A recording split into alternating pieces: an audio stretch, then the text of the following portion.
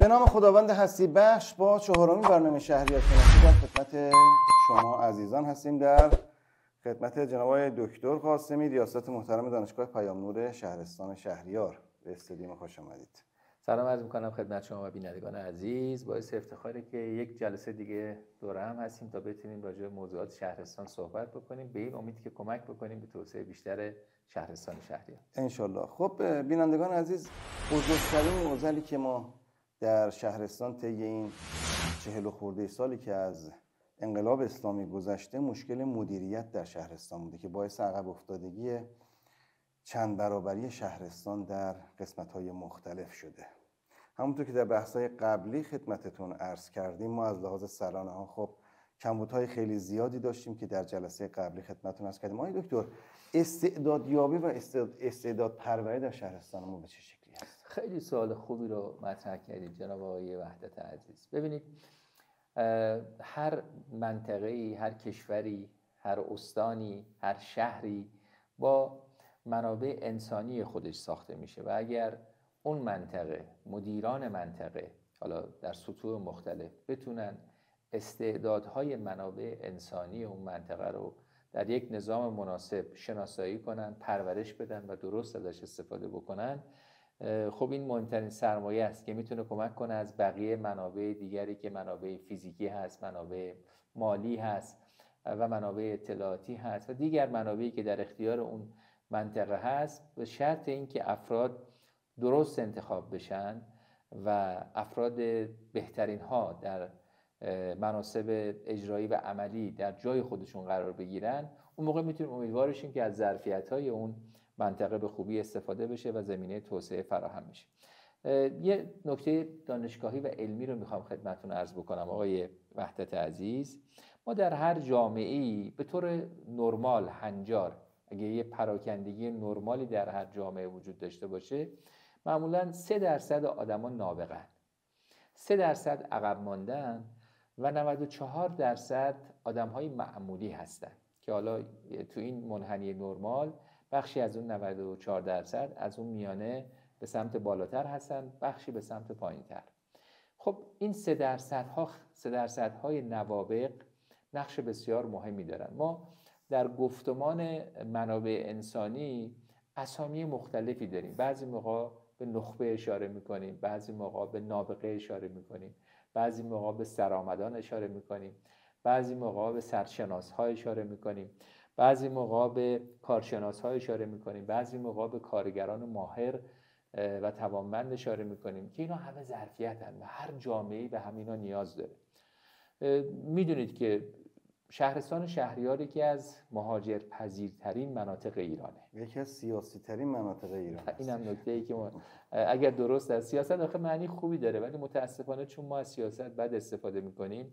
ببینید که از تعریف سیاست تدبیر در جهت رفاه عمومه، ولی چون همیشه خلاف این مسئله در سیاست تجربه شده توسط مخاطبین، احساسی که وجود داره این سیاست چقدر چیز بدیه، در صورتی که سیاست اگر معنای واقعیش درست بشه، چه در بعد داخلیش چه در بعد خارجیش، که منجر بشه به رفاه عمومی و شرایط رضایت و رفاه عمومی از زندگی تو اون منطقه، تو اون شهر، تو اون شهرستان، تو اون استان، تو اون کشور بیشتر بشه، خب یعنی از سیاست داره درست. آقای دکتر، از بحث خارج نشیم، به نکته مهمی که شما اشاره کردید در خصوص منابع انسانی و مدیران که مهمترین عامل هستند برای پیشرفت یک شهرستان، متاسفانه ما می‌بینیم مدیران ضعیفی رو به شهرستان ما میفرستن که این مدیران ضعیف چون نمیتونن اون کارایی لازم رو داشته باشن. ما شاهد بودیم در دوره‌های قبل، مثلا دوره که آقای جوهری به عنوان فرماندار شهریار بود، شاهد افتتاح پروژه‌های خیلی عظیمی در شهرستان بودیم، یا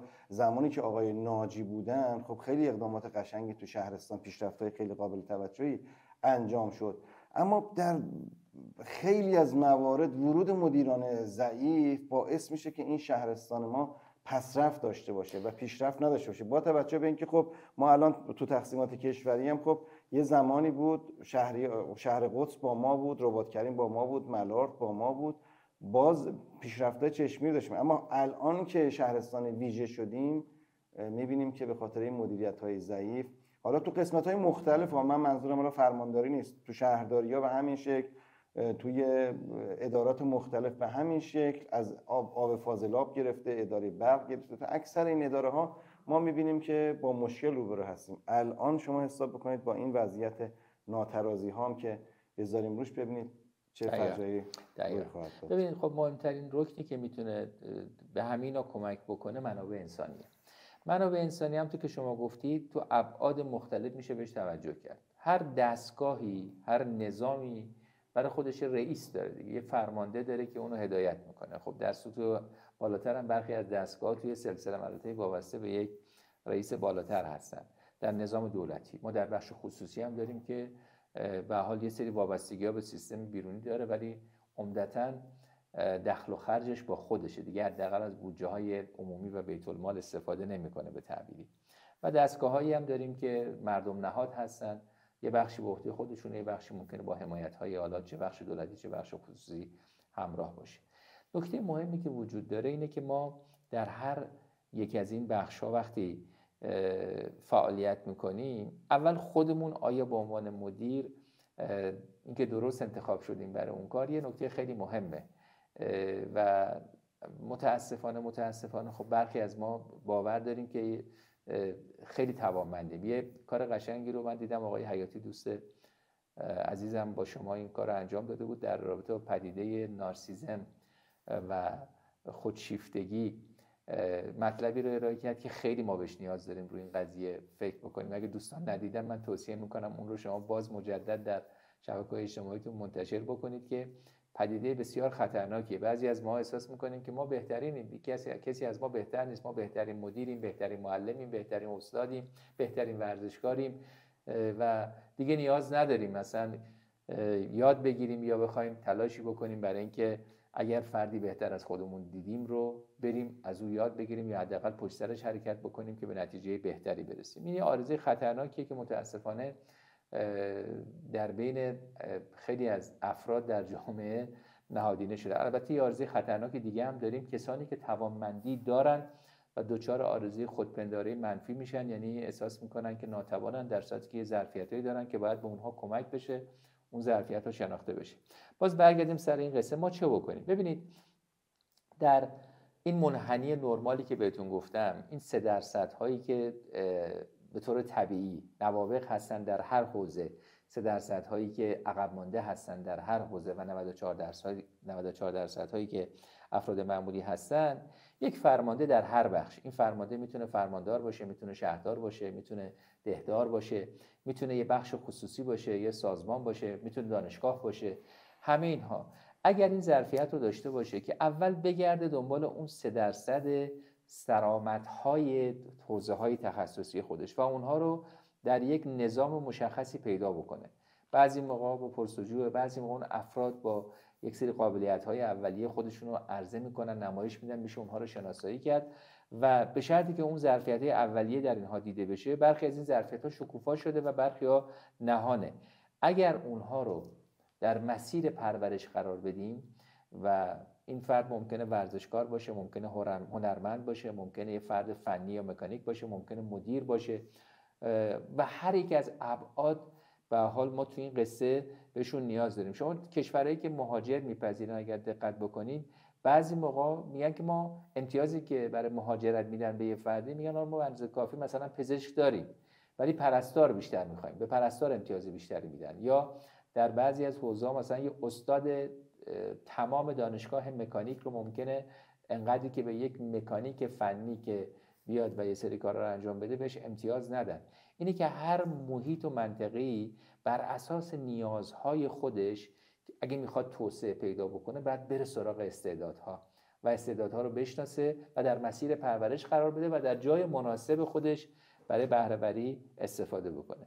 لذا من توصیه‌ای که دارم برای این بخش اینه که ما بیایم این نظام رو در سطح شهرستان پیدا بکنیم. اول ببینیم نیازمون کجاست، ما تو چه بخشایی نیاز داریم که افراد متخصص و افراد ماهر در این منطقه حضور داشته باشن برای اینکه اون کارهای بزرگی که میخواد انجام بشه انجام بشه. باز یه مثال میخوام عرض بکنم. ما الان دچار یه سری ناترازی‌ها هستیم، ناترازی‌هایی مثل انرژی و دنبال انرژی پاک میگردیم. چقدر خوبه که ما بریم افرادی که فنان حوزه انرژی‌های خورشیدی هستن، این بخشایی که دارن تولید میشه و الانم خب بخشایی هستن فعالن میفروشن و بعد در کنارش ما مدیریت شهرستانی و شهری رو در یک نظام هماهنگ با این ظرفیت‌ها، همین استعدادها در قالب شرکت‌ها یا افرادی که بتونیم ما جذبشون بکنیم، هم سرمایه‌گذاری‌ها. به عنوان مثال شهرداری ابعاد ترغیبی و ترویجی ایجاد بکنه، تسهیلاتی ایجاد بکنه، کسانی که پشت بام‌های خودشون رو، چون منطقه بالاخره آفتابگیری هست، یعنی ما در منطقه شهرستان شهریار روزهای زیادی از سال رو منطقه آفتابی است. حتی توربینای بادی هم میتونن، چون بادهای شهریار معروفه دیگه. دقیقاً یه مثاله حتی در مورد آب. یعنی ببینید ما اگر اینا رو پیدا نکنیم و بعد ببینیم چی می‌خوایم، ما متخصصین حرفه‌ای در این زمینه می‌خوایم و بعد اینا رو جذب کنیم، خیلی مهمه. یه نکته هم بگم آقای وحدت، بعضی موقع ما دچار یه عارضه تعصبی میشیم، میگیم نه بومی فقط. اولا تو خود منطقه باید پیدا بکنیم، درسته، بومی‌های خودمون، کسایی که اینجا زندگی میکنن. گاهی ما اون تخصص و اون ظرفیت رو نداریم، باید بریم و امکانی فراهم کنیم که اونها بیان و در منطقه ما هم زندگی بکنن هم خدماتشون ارائه دکتر، بکنن. ما نخبه‌های زیادی تو شهرمون داریم. ما متاسفانه دچار مشکل فرار مرزها شدیم از شهرستانمون. ببینید هفته گذشته خب یه خبری اومد، آقای پارسا شد رئیس آموزش و پرورش شهر تهران. یکی از دوستان دیگه که تو آموزش و پرورش شهریار بود شد رئیس روابط عمومی شهرستان‌های استان تهران. حتی این بد نیست، این خوبه، یعنی دارن رشد میکنن. بله. بالاخره شهریارم زیر نظر، حالا اگر شهرستان‌های تهران جداگونه باشه شاید نه، ولی اگر به نوعی آقای پارسا وقتی تو اون جایگاه قرار داره میتونه حتی به شهرستان هم با اون جایگاه ارتقا یافته مدیریتی خودش کمک بکنه. من صحبتم اینجاست خیلی از مردم این بخش هستن که توی ارگان‌های مختلفی توی استان‌های دیگه مشغول هستن. توی فردوسی من بنده خدایی سراغ دارم که رفته توی شهرستان دیگه فرماندار شده، ساکن فردوسی هستش. خب ما چنین پتانسیل هایی رو داریم تو شهر، تا شناسایی نشدن. ما مشکلمون اینه که این مدیریتی که شما فرمودید که منابع انسانی رو شناسایی بکنه و نخبه این 3% شناسایی بشه، الان ما این 3% رو نداریم. من فکر نمی‌کنم نظامی نداریم که درستین تشخیص بدیم. این نظامایی داریم مثلا در سطح خیلی ساده، فقط نگاه می‌کنیم ببخشید دیگه این فرد مثلا به کی وابسته است، به کدوم جناح وابسته است، به کدوم نگاه وابسته است. ببینید اینا خب این محدود میکنه ما رو دیگه. ما مجبوریم یه جمع بزرگی از افراد نخبه سرآمد و نابغه خودمون رو که میتونن در رفع خیلی از مشکلات کمک بکنن از این دایره بیرون بذاریم. اگر یه نگاه جامع ایجاد بشه که فارغ از این نگاه‌ها که حالا تا حدی که آسیب نزنه به سیستم، خیلی ها هستن که نمیخوان سیاسی باشن، نمیخوان وارد بازی‌های سیاسی بشن، نمیخوان فعالیتی بکنن، ولی دوست دارن که به منطقه خودشون کمک بکنن.